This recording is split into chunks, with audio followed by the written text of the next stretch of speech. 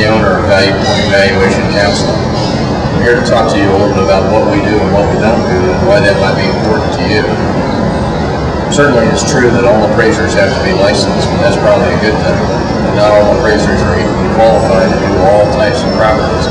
Not all of them work in the same way.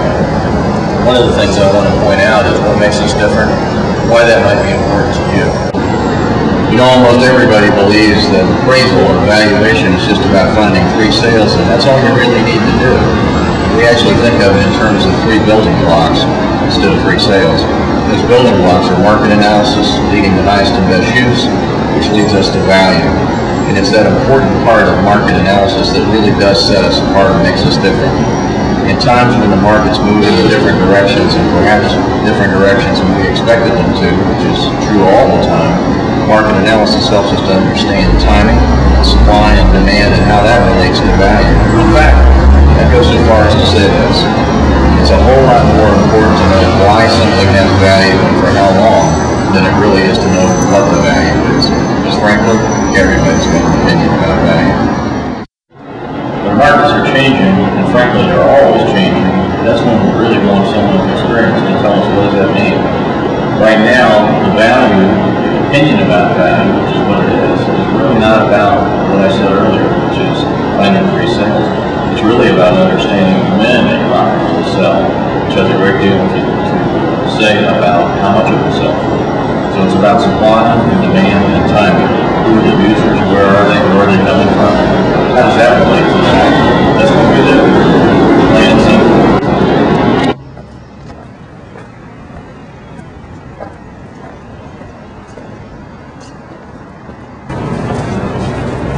Look at this. This is really a great example of what happens when real estate markets become speculative markets and not markets built on balanced supply and demand. That's what we do. That's what we analyze. I told you that before.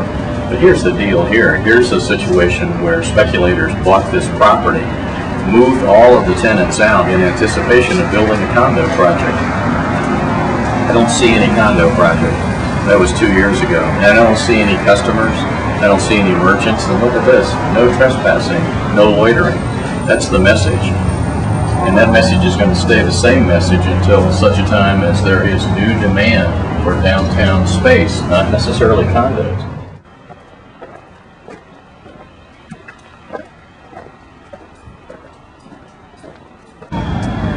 Over my shoulder looms the Dome.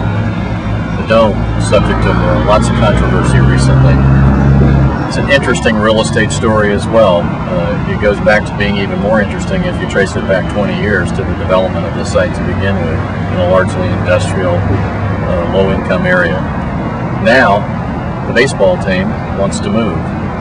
And part of the rationale for saying we can do that is that there will be people who will want to buy this land and develop it. If you take a look around at the land that is associated with the neighborhood here, there's a lot of vacant parcels already.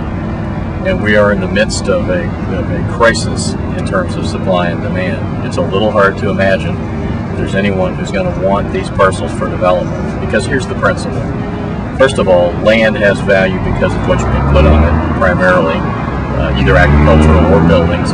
But in this case, it's an urban environment, so whatever we can do to develop this site, that's what's going to determine how much someone would pay for it.